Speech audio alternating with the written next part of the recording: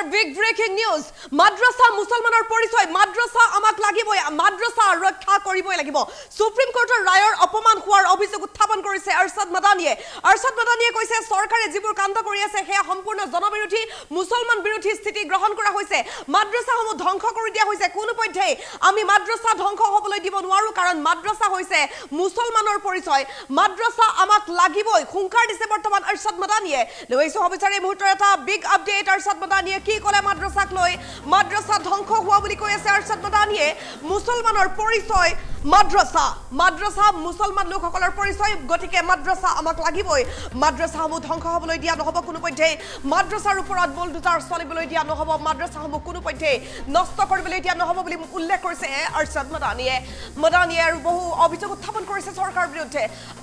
আৰশাদ মাদানিয়ে এইবাৰ চৰকাৰক হুংকাৰ দিছে যে কোনোপধ্যেই আৰু বুলডোজাৰ নচলাব মাদ্ৰাসাসমূহত উত্তৰ প্ৰদেশত যোৱা মাহত 3খন জিলাত ধ্বংস কৰা হ'ল শ মাদ্ৰাসা আৰু ইয়াৰ পাছতেই হৰব হৈ উঠিছে আৰশাদ মাদানি নেপালৰ সীমান্তত থকা সকলো মুছলিম জিলাত 300ৰো অধিক মাদ্ৰাসাত চলিল শেহতীয়াকৈ বুলডোজাৰ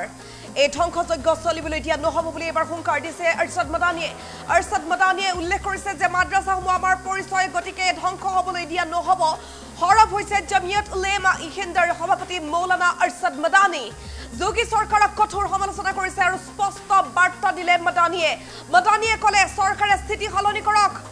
উত্তৰ প্ৰদেশৰ লগতে বহুতো বিজেপি শাসিত ৰাজ্যত বুলডোজাৰ চলি আছে বুলিও অভিযোগ উত্থাপন কৰিছে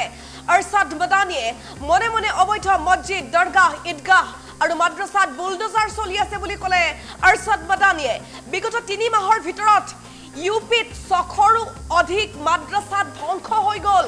উল্লেখ কৰিছে আৰশাদ মাদানিয়ে মছজিদ দৰগাহ আৰু ঈদগাহক বুলডোজাৰে ভাঙি পেলোৱা হৈছে বুলি কৈছে আৰশাদ মাদানিয়ে উল্লেখ কৰিছে যে ধৰ্মীয় স্বাধীনতা আৰু আইনী অধিকাৰৰ ওপৰত এইটো এটা গম্ভীৰ আক্ৰমণ হৈছে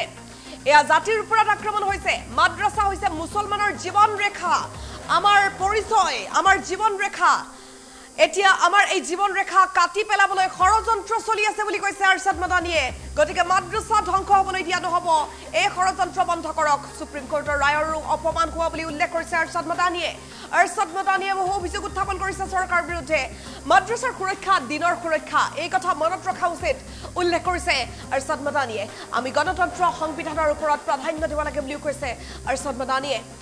মাদানিয়ে লগতে বহু কথা কৈছে এটা বিশেষ পোষ্ট আৰশাদ মাদানিয়ে কৰিছে এক্স হেণ্ডেলত এটা বিশেষ পোষ্ট দিলে জমিয়ত উলেমা ইহিন্দৰ সভাপতি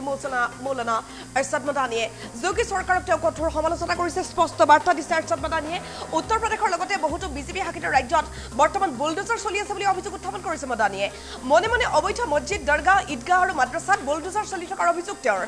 বিগত 3 মাহৰ ভিতৰত ইউপিত 600ৰো অধিক মাদ্ৰাসা ধ্বংস হৈ গৈছে বুলি তেওঁ উল্লেখ কৰিছে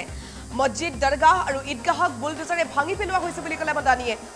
ধৰ্মীয় স্বাধীনতা আৰু আইনী অধিকাৰৰ ওপৰত এটা গম্ভীৰ আক্ৰমণ হৈছে বুলি কৈছে আৰশাদ মাদানিয়ে মাদ্ৰাসা মুছলমানৰ জীৱন ৰেখা আমি এই জীৱন ৰেখা কাটি পেলাবলৈ নিদিওঁ আমাৰ এই জীৱন ৰেখা কাটি পেলাবলৈ ষড়যন্ত্ৰ চলি আছে এয়া কোনোপধ্যেই হ'বলৈ দিয়া নহ'ব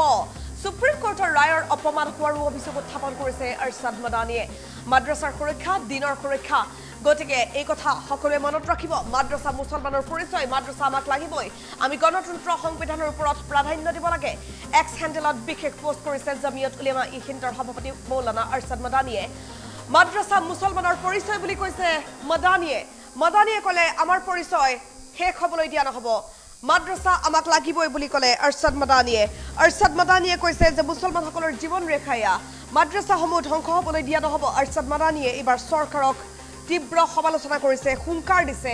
উত্তৰ প্ৰদেশত যোৱা মাহত 3খন জিলাত শ মাদ্ৰাসা ধ্বংস কৰি দিয়া হ'ল নেপালৰ সীমান্তত থকা সকলো মুছলিম জিলাত 300ৰো অধিক মাদ্ৰাসাত চলিল বুলডোজাৰ এই কথা উল্লেখ কৰিছে আৰশাদ মাদানিয়ে এই ধ্বংসযজ্ঞ চলিবলৈ দিয়া নহ'ব বুলি ক'লে আৰশাদ মাদানিয়ে হৰব হৈছে জমিয়ত উলেমা ইহিন্দৰ সভাপতি মৌলানা আৰশাদ মাদানি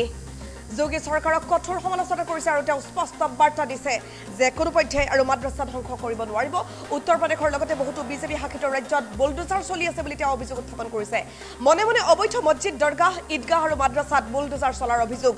বিগত 3 মাহৰ ভিতৰত ইউপিত 600ৰো অধিক মাদ্ৰাসা ধ্বংস হৈ গ'ল বুলি তেওঁ উল্লেখ কৰিছে মছজিদ দৰগাহ আৰু ঈদগাহক বুলডোজাৰে ভাঙি পেলোৱা হৈছে বুলি ক'লে আৰশাদ মাদানিয়ে ধৰ্মীয় স্বাধীনতা আৰু আইনী অধিকাৰৰ ওপৰত এয়া গম্ভীৰ আক্ৰমণ হৈছে বুলি ক'লে আৰশাদ মাদানিয়ে আৰু মুছলমানৰ মাদ্ৰাসা হৈছে জীৱন ৰেখা মুছলমানৰ অধিকাৰ মুছলমানৰ পৰিচয় এতিয়া আমাৰ এই জীৱন ৰেখা কাটি পেলাবলৈ ষড়যন্ত্ৰ চলি আছে বুলি ক'লে আৰছাদ মাদানীয়ে সুপ্ৰিম কোৰ্টৰ ৰায়ৰ অপমান হোৱাৰ অভিযোগ উত্থাপন কৰিছে আৰছাদ মাদানীয়ে